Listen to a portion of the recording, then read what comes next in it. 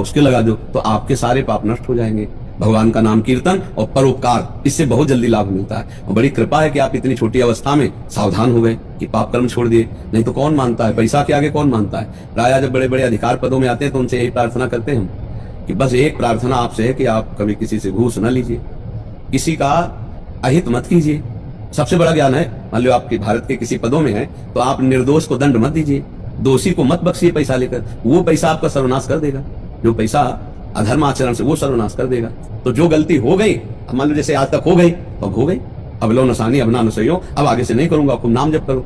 पर ये तब है जब तक आपको पता नहीं था। जैसे आप सुन लिया तो लगा एक पॉइंट तो है ही है, 2-4 साल बेईमानी करके बढ़िया बिल्डिंग खड़ी कर लेते हैं, वही बाबा से प्रार्थना कर देंगे कि गलती हो गई तो वो फिर आपको दंड भोगना पड़ेगा। आपको पता नहीं है, अब सत्संग सुना, अब पता चला, तो अब लो नसानी अब ना नसइयो, आज तक गलत किया अब नहीं करूंगा, तो भगवान उसे क्षमा कर देते हैं। हम तो हम सर्व पापेभ्यो मोक्षयिष्यामि मा शुचा। इसलिए डरो मत, नाम जप करो। दूसरों का कभी उपकार करने का अवसर आवे तो मेहनत की कमाई से उपकार कर देना दूसरों का, समझ रहे। कोई पशु पक्षी कोई मनुष्य ऐसी दशा में हो जिसको आपकी जरूरत हो तो आप पैसा लगाइए और शरीर से सेवा कीजिए, तो आपका ये जो पाप कर्म किया हुआ है वो सब नष्ट हो जाएगा। और नाम जप कीजिए, ठीक है।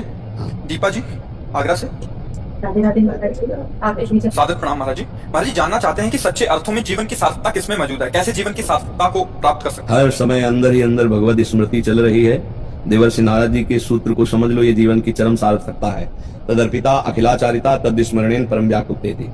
समस्त आचरण भगवान के अनुकूल हो, भगवान को समर्पित हो और मधुर मधुर भगवान की स्मृति चल रही हो, इससे बड़ा सार्थक जीवन और कोई नहीं। सार्थक जीवन संसार में सार्थक माना जाता है, रुपया आ जाए, दुल्हन मिल जाए, लड़का बच्चा हो जाए, पति मिल जाए, या नाना प्रकार की अपनी कामनाओं की पूर्ति। लेकिन जब मरा तो उसके साथ क्या हुआ, कुछ गया क्या?